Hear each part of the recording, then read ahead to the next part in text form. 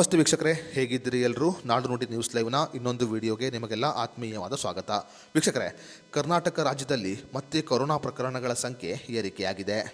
ರಾಜ್ಯದಲ್ಲಿ ಕೊರೋನಾ ಪ್ರಕರಣಗಳ ಸಂಖ್ಯೆ ಏರಿಕೆಯಾಗಿದ್ದು, ಇದು ರಾಜ್ಯದ ಜನರ ಆತಂಕಕ್ಕೆ ಕೂಡ ಕಾರಣವಾಗಿದೆ. ರಾಜ್ಯದ ರಾಜಧಾನಿಯಾದ ಬೆಂಗಳೂರಿನಲ್ಲಿ ದಿನಗಳು ಉರುಳುತ್ತಿದ್ದಂತೆ ಕೊರೋನಾ ಸೋಂಕಿತರ ಸಂಖ್ಯೆ ಕೂಡ ಏರಿಕೆಯಾಗ್ತಿದೆ. ಕೊರೋನಾ ಪ್ರಕರಣಗಳ ಸಂಖ್ಯೆ ಏರಿಕೆ ಆಗುತ್ತಿರುವ ಬೆನ್ನಲ್ಲೇ ಈಗ ರಾಜ್ಯದಲ್ಲಿ ಶಾಲೆಗಳು ಕೂಡ ಪುನರಾರಂಭ ಆಗುತ್ತಿದೆ. ಕೊರೋನಾ ಪ್ರಕರಣಗಳ ಏರಿಕೆಯ ಬೆನ್ನಲ್ಲೇ ರಾಜ್ಯದಲ್ಲಿ ಈಗ ಮತ್ತೆ ಶಾಲೆ ಆರಂಭವಾಗುತ್ತಿರುವುದು ಪೋಷಕರ ಆತಂಕಕ್ಕೆ ಕೂಡ ಕಾರಣವಾಗಿದೆ. ಕೊರೋನಾ ಸೋಂಕಿನ ನಡುವೆ ಶಾಲೆಗಳು ಆರಂಭವಾಗುತ್ತಿರುವುದರ ಕಾರಣ ಕರ್ನಾಟಕ ರಾಜ್ಯ ಸರ್ಕಾರ ಮತ್ತು ಕರ್ನಾಟಕ ರಾಜ್ಯ ಶಿಕ್ಷಣ ಇಲಾಖೆ ಹೊಸ ಘೋಷಣೆಯನ್ನು ಮಾಡಿದೆ. ಹೌದು, ಕರ್ನಾಟಕ ರಾಜ್ಯ ಶಿಕ್ಷಣ ಇಲಾಖೆ ಇಂತಹ ಮಕ್ಕಳಿಗೆ ರಜೆ ಕೊಡಬೇಕು ಎಂದು ಘೋಷಣೆಯನ್ನು ಮಾಡಿದೆ. ಹಾಗಾದರೆ ಕೊರೋನಾ ಪ್ರಕರಣ ಏರಿಕೆ ಆಗುತ್ತಿರುವ ಕಾರಣ ಕರ್ನಾಟಕ ರಾಜ್ಯ ಸರ್ಕಾರ ಶಾಲೆಗೆ ಹೋಗುತ್ತಿರುವ ಮಕ್ಕಳಿಗೆ ಮಾಡಿರುವ ಘೋಷಣೆ ಏನು ಅನ್ನೋದರ ಬಗ್ಗೆ ಸಂಪೂರ್ಣ ಮಾಹಿತಿಯನ್ನು ಈ ವಿಡಿಯೋದಲ್ಲಿ ನಾವು ನಿಮಗೆ ತಿಳಿಸಿಕೊಡ್ತೀವಿ. ಅದಕ್ಕೂ ಮುನ್ನ ನೀವಿನ್ನೂ ವಿಡಿಯೋನ ಲೈಕ್ ಮಾಡಿಲ್ಲ ಅಂದರೆ ಈಗಲೇ ಲೈಕ್ ಮಾಡಿ ಮತ್ತು ಈ ಮಾಹಿತಿಯನ್ನು ಮಕ್ಕಳನ್ನು ಶಾಲೆಗೆ ಸೇರಿಸುವ ಪ್ರತಿಯೊಬ್ಬರಿಗೂ ಶೇರ್ ಮಾಡಿ.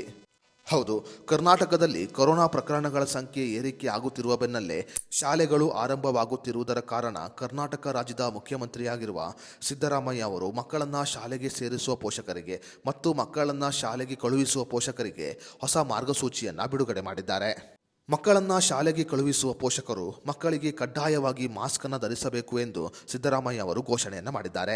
ಅದೇ ರೀತಿಯಲ್ಲಿ ಮಕ್ಕಳ ಆರೋಗ್ಯದಲ್ಲಿ ಯಾವುದೇ ರೀತಿಯ ಏರುಪೇರು ಕಂಡು ಬಂದರೆ ಅಂತಹ ಮಕ್ಕಳನ್ನು ಯಾವುದೇ ಕಾರಣಕ್ಕೂ ಶಾಲೆಗೆ ಕಳುಹಿಸಬಾರದು. ಅದೇ ರೀತಿಯಲ್ಲಿ ಅಂತಹ ಮಕ್ಕಳಿಗೆ ಶಾಲೆ ಕೂಡ ರಜೆಯನ್ನು ಘೋಷಣೆ ಮಾಡಬೇಕು. ಇನ್ನು ಮಕ್ಕಳಿಗೆ ಶೀತ, ಜ್ವರ ಅಥವಾ ನೆಗಡಿ ಯಾವುದೇ ರೀತಿಯ ಸಮಸ್ಯೆ ಕಂಡು ಬಂದಲ್ಲಿ ಅಂತಹ ಮಕ್ಕಳಿಗೆ ಕೊರೋನಾ ಪರೀಕ್ಷೆಯನ್ನು ಕಡ್ಡಾಯವಾಗಿ ಮಾಡಿಸಬೇಕಾಗಿದೆ. ಒಂದು ವೇಳೆ ಮಗುವಿಗೆ ಕೊರೋನಾ ಸೋಂಕು ತಗುಲಿದರೆ ಆ ಮಗುವಿನ ಪೋಷಕರು ಆ ಮಗುವನ್ನು ಯಾವುದೇ ಕಾರಣಕ್ಕೂ ಶಾಲೆಗೆ ಕಳುಹಿಸಬಾರದು. ಅದೇ ರೀತಿಯಲ್ಲಿ ಶಾಲೆಯವರು ಕೂಡ ಆ ಮಗುವಿಗೆ ರಜೆಯನ್ನು ಘೋಷಣೆ ಮಾಡಬೇಕು. ಮಕ್ಕಳ ಆರೋಗ್ಯದಲ್ಲಿ ಯಾವುದೇ ರೀತಿಯ ಏರುಪೇರು ಕಂಡು ಬಂದಲ್ಲಿ ಅವರಿಗೆ ಕೊರೋನಾ ಪರೀಕ್ಷೆಯನ್ನು ಕಡ್ಡಾಯವಾಗಿ ಮಾಡಿಸಬೇಕು. ಅದೇ ರೀತಿಯಲ್ಲಿ ಮಕ್ಕಳನ್ನು ಶಾಲೆಗೆ ಸೇರಿಸುವ ಪೋಷಕರು ಮತ್ತು ಶಾಲೆಗೆ ಕಳುಹಿಸುವ ಪೋಷಕರು ಆ ಮಕ್ಕಳಿಗೆ ಮಾಸ್ಕನ್ನು ಕಡ್ಡಾಯವಾಗಿ ಧರಿಸಬೇಕು. ಸದ್ಯ ರಾಜ್ಯದಲ್ಲಿ ಮತ್ತೆ ಲಾಕ್ಡೌನ್ ಘೋಷಣೆಯಾಗುವ ಸಾಧ್ಯತೆ ಇದೆ. ಹೌದು, ಕೊರೋನಾ ಸೋಂಕಿತರ ಸಂಖ್ಯೆ ದಿನಗಳು ಉರುಳುತ್ತಿದ್ದಂತೆ ಏರಿಕೆ ಆಗುತ್ತಿರುವುದರ ಕಾರಣ ಇದು ರಾಜ್ಯ ಸರ್ಕಾರದ ಆತಂಕಕ್ಕೆ ಕೂಡ ಕಾರಣವಾಗಿದೆ. ಇನ್ನು ಮಾಧ್ಯಮ ಮೂಲಗಳಿಂದ ತಿಳಿದು ಬಂದಿರುವ ಮಾಹಿತಿಯ ಪ್ರಕಾರ ರಾಜ್ಯದಲ್ಲಿ ಮತ್ತೆ ಮಾಸ್ಕ್ ಅನ್ನು ಕಡ್ಡಾಯಗೊಳಿಸುವ ಸಾಧ್ಯತೆ ಇದೆ.